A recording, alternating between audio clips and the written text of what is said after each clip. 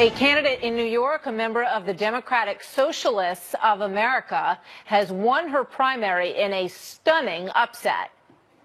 You're talking about ICE should be abolished, you want government jobs, guaranteed government jobs. What do you say to people who say that this is just too much? Well, I think what we've seen is that working class Americans want a clear champion, and there is nothing radical about moral clarity. The DSA, as it is known, believes in the abolition of capitalism in favor of an economy run by the workers or the state. Of course, this is only a primary, but make no mistake, this win is being heralded as the start of a movement. She has a message that the Democrats have not had. She came out of nowhere, and it is a message that people on Washington are already waking up and taking the note. Alexandria Ocasio-Cortez is a sign. She is not, I think she's not an anomaly. She is not a glitch. She is a feature of a fight to come within the Democratic Party. So disdain for corporations and capitalism appears to be gaining traction in some ways in America. According to recent polling, just 42% of young people support the idea of capitalism, and socialism gets 33% among young voters. Earlier tonight, I spoke with Ben Shapiro, editor-in-chief of the Daily Wire. What do you make of this? Is it an anomaly, or do you think this is a movement? No, I do think this is a movement. I think the next wave of Democrats are going to be much closer to Bernie Sanders brand Democrats than even Nancy Pelosi brand Democrats. And what you see here is the sort of howling at the moon branch of the Democratic Party, in which they throw out whatever radical proposal they want and then suggest that this is truly authentic, that moral clarity lies in making proposals that are completely untenable, that will never be paid for. This person was on MSNBC this morning, and she was asked specifically about how she'd pay for all of this, and she proceeded to blab for a solid 2 minutes without giving an answer to that question, because she doesn't have a way of paying for any of this. But, of course, the Democratic base has decided that it is much more important to have somebody who is virtue signaling about why everybody should have a government job and why housing should be government provided than to actually have candidates who have policies that can never be implemented. Yeah, she was talking about President Trump also earlier on MSNBC and calling him a authoritarian hyper-capitalist is the way that she termed him. And, when you look back, let's look back at this shot from President Trump, and the difference in President Obama is how they approach capitalism. If you got a business, you didn't build that. Somebody else made that happen. Nobody's cut regulations like we have. Nobody's created tax cuts like we have. I mean, there can't be sharper voices that are more different on this issue than we've had in the last two presidents, Ben. No question. But and I think that's what the Democrats are picking on, is the fact that the Democrats have always been moving in this direction, or at least they have been significantly in the past 8 years. There's a reason Bernie Sanders came very close to knocking off Hillary Clinton in primaries, and it is pathetic to say that a near octogenarian is the wave of the future, but I think that Bernie Sanders has a lot more acolytes among the under 30 crowd than Hillary Clinton ever did, and this is pretty good proof of that. I thought this was, particularly ironic. Lin-Manuel Miranda, who I think is a genius. I thought Hamilton was wonderful, but I think it's interesting that someone who essentially wrote a musical that is a love letter to the founding fathers and to the Federalist Papers and to Alexander Hamilton is applauding. He's saying, congratulations to you. For this woman who is essentially, not essentially, she's put herself out there as a socialist. What do you make of that? Yeah.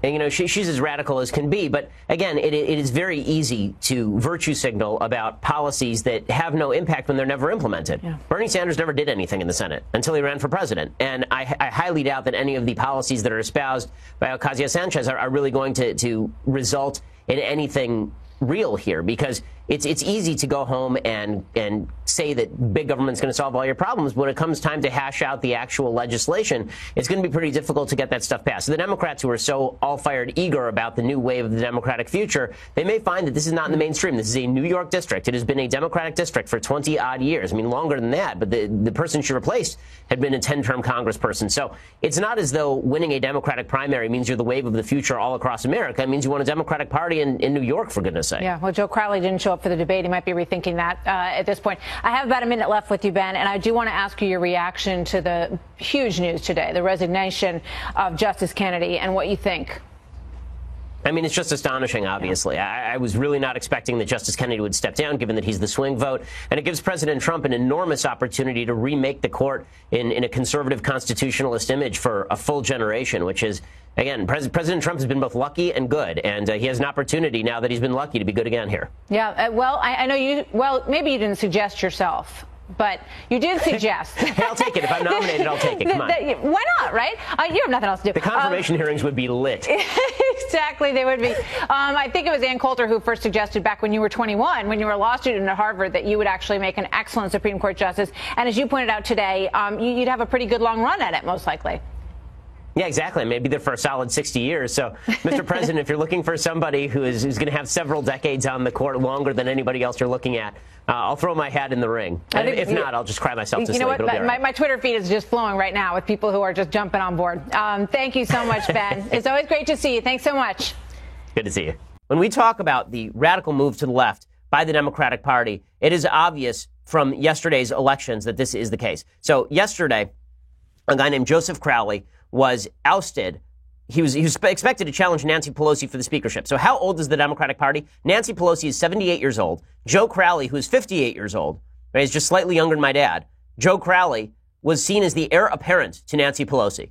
So he was the up-and-comer. He was the fresh face, the 58-year-old. Well, he was ousted yesterday in a Democratic primary by a woman named Alexandria Ocasio-Cortez, who's 28, a first-time candidate, and an open member of the Democratic Socialists of America. So she's a Bernie Sanders socialist. And she is a former bartender. She was bartending until about 5 minutes ago. She's a graduate of Boston College, or Boston University, rather, in 2011. And she is wildly to the left. When I say she's a leftist, I mean she is an insane leftist.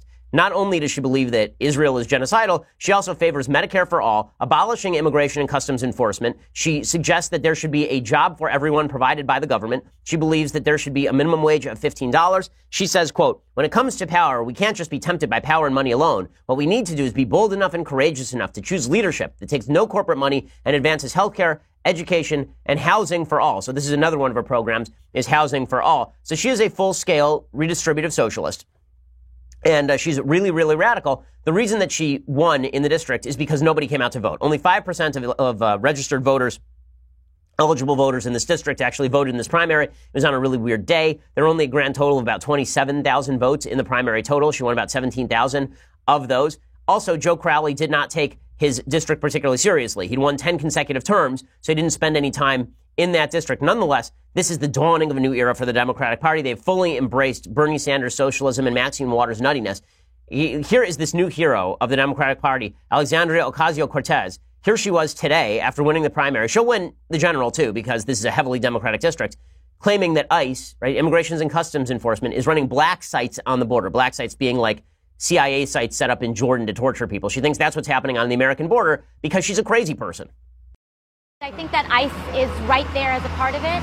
It has its extrajudicial nature is baked in to the structure of the agency, and that is why they're able to get away with black sites at our border, with the separation of children. We are committing human rights abuses on this border and separating children from their families.